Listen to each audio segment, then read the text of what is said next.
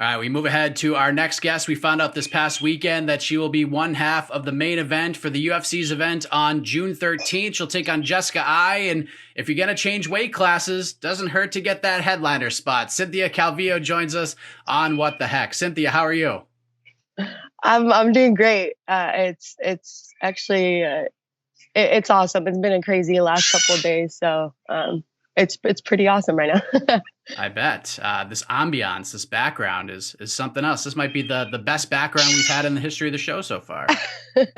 Yeah, I've been chilling in my parents' backyard. My mom loves, she loves it's nice to have this out here, especially during this heat right now. Nice to have some shade.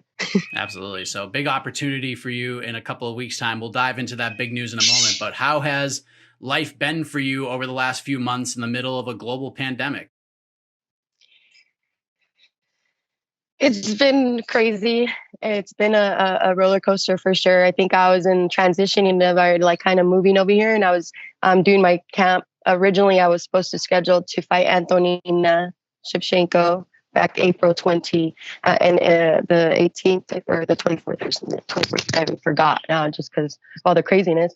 But yeah, it was the 24th or something. And I had to pull out because everything got shut down. I got worried. I started staying here at my parents' house. My dad's like old and, definitely got that scare. You don't want to be dumb about it and be like, it's not a real thing. It's not going to get us or something. But we didn't know. And it hit Santa Clara County pretty good. We got pretty good restrictions in most other counties in California.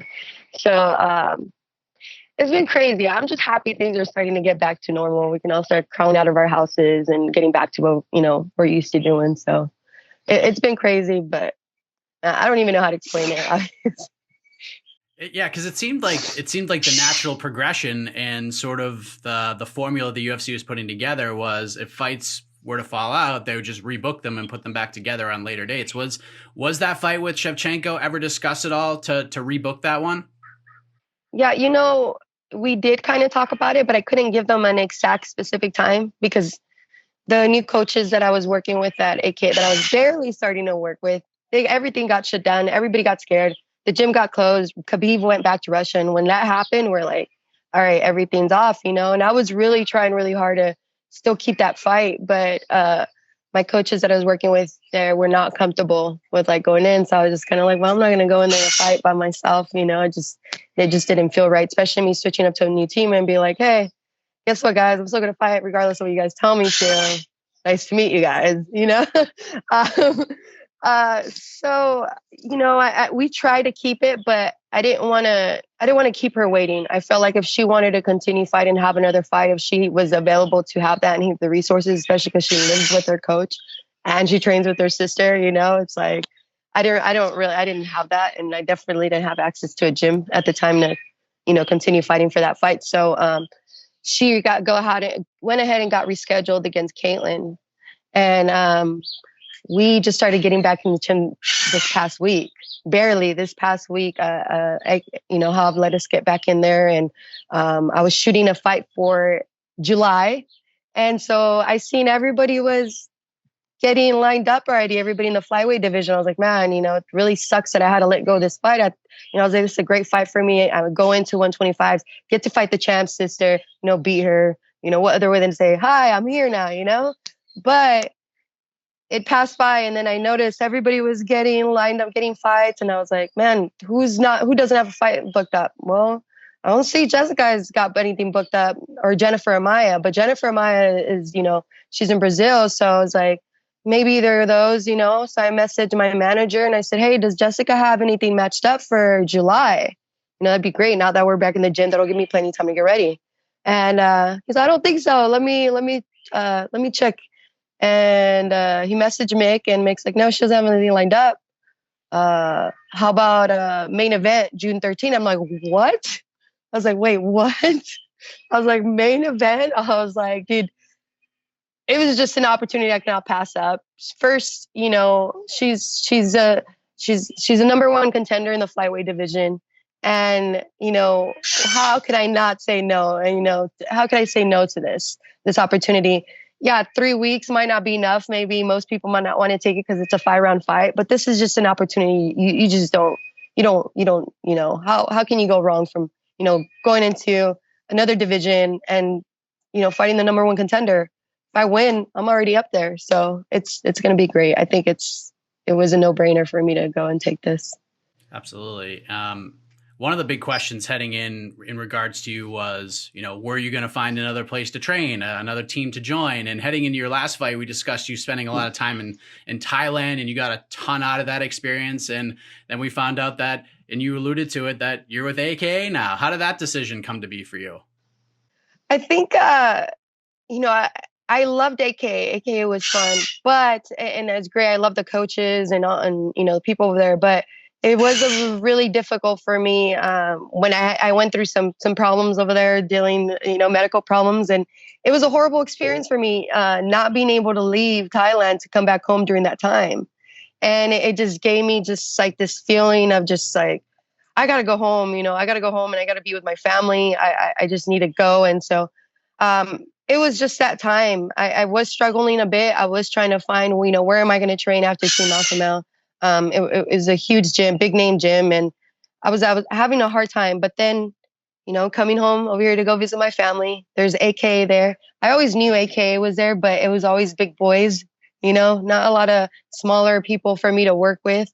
And, I like to train wherever I'm at, wherever I go visit. And, I'm here visiting my family, AKA is there. I'm going to go train and to go check it out. There's actually a lot more people, way more training partners, a lot of people my size. So I was like, man, now I get to be with my family. I've been away for many years and there's this gym and it just felt right. So it felt right for me to come home and move here, come back home. And especially during this time, it's been so crazy and everything just kind of pointed all back to coming back home. So do you think that you'll end up staying there after this fight, or are you just going to kind of wait and see how things play out and go from there? Yeah, I mean, I'm hoping I can stay here for a while, but you never know. I was barely getting started with them. I think I was about three weeks in before they shut down. So, and it was great while I was there because it was during the time that Khabib was in fight camp as well. So the energy in the gym was just crazy. So of course I was like, yeah, this is great, and it's because you never know either, certain gyms, like they go up and down, maybe, depending on who's fighting or who's not. So I really wanted to see how it was, during fight camp and after fight camp, because I like training all year round and, whatever team I'm with, it's like, it pretty much becomes my home. I'm there 24/7.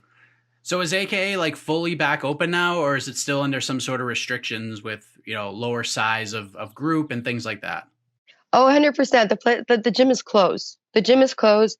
It got closed since Khabib left. So it hasn't been open. They just opened it last week.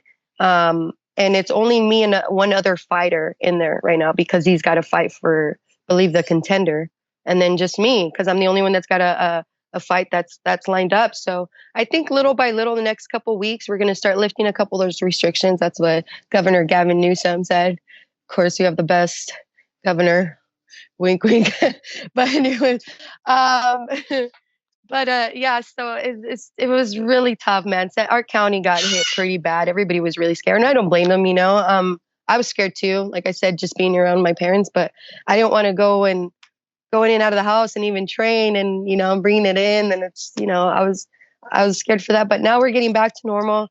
Gym is barely, people are going in there, but right now it's literally, I have a couple training partners, my head coach, and we have one room that's designated there at the gym just for us. And, we do our best to make sure we keep it clean, and so, yeah, we're just rolling with the punches right now, getting back to normal little by little.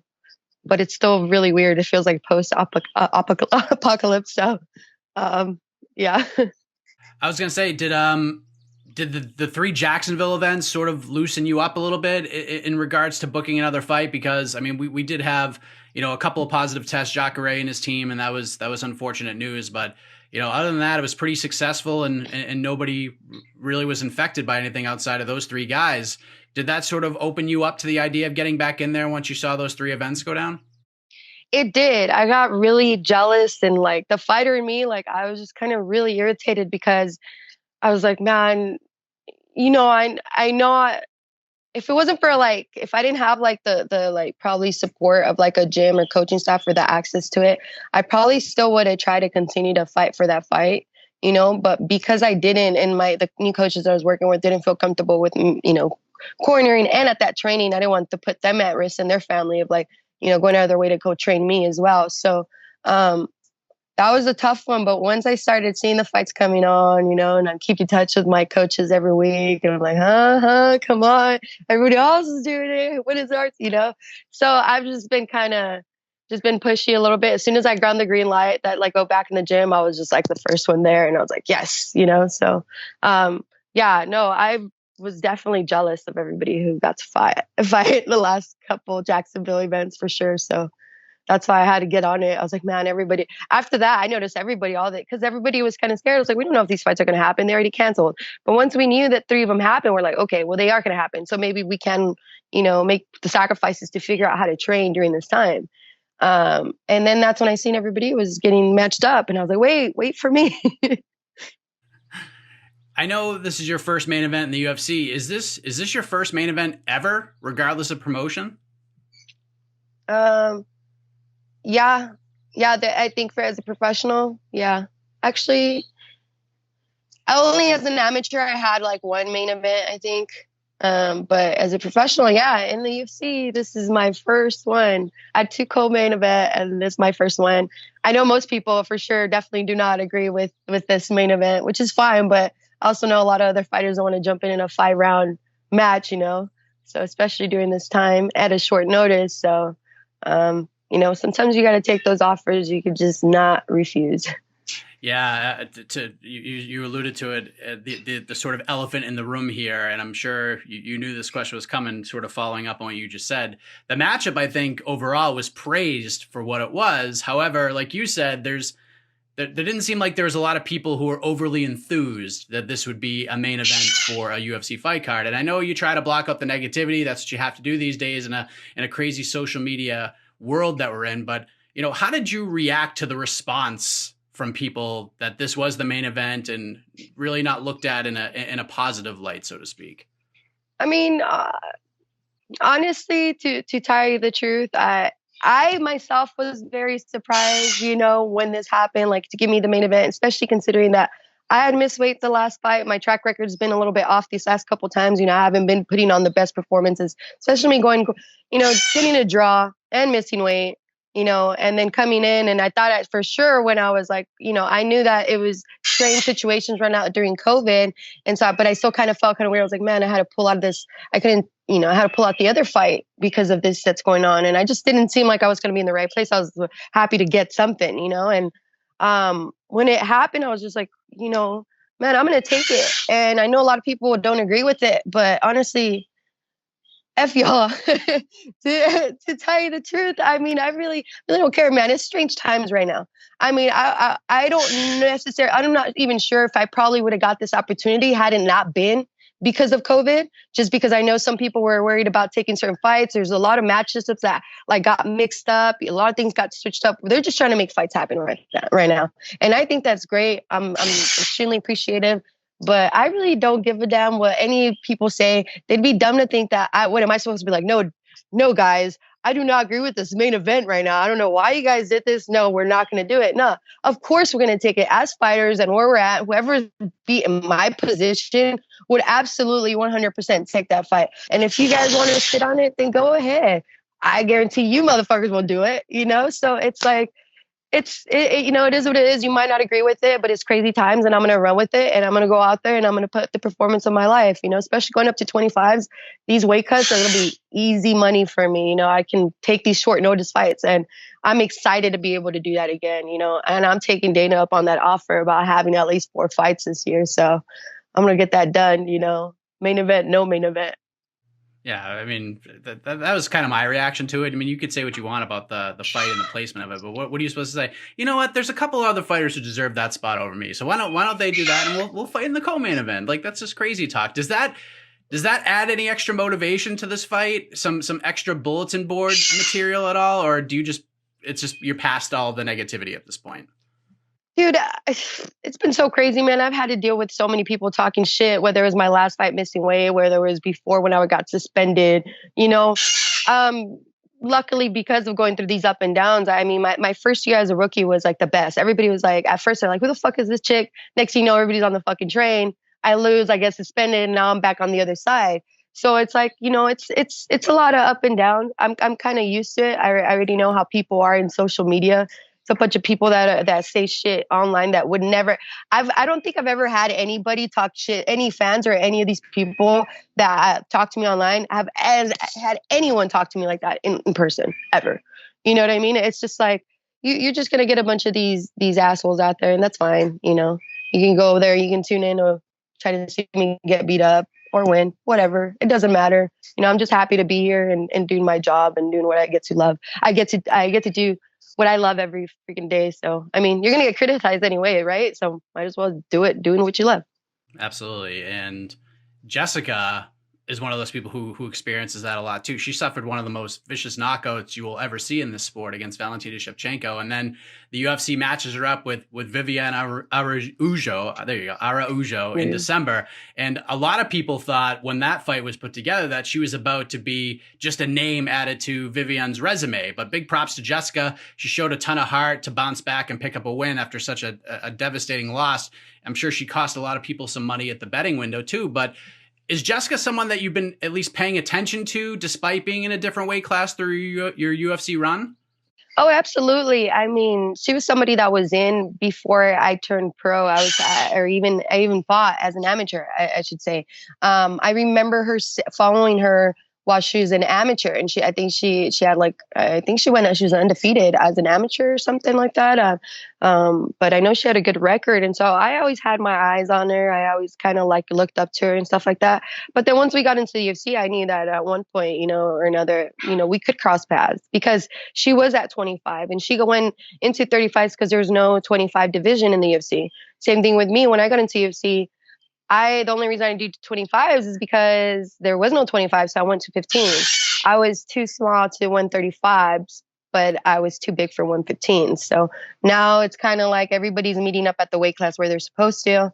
Man, it's great. I love it. I mean, I definitely have followed her throughout her career. I think she's a tough veteran. It does not surprise me that she pulled off the win in the last fight either. You know.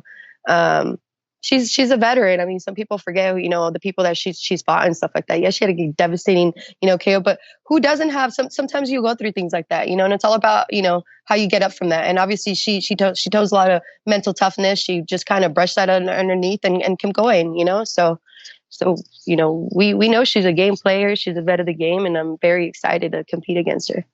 By the way, is there a bird in your backyard? Oh yeah, we got all kinds of birds. We got a parrot.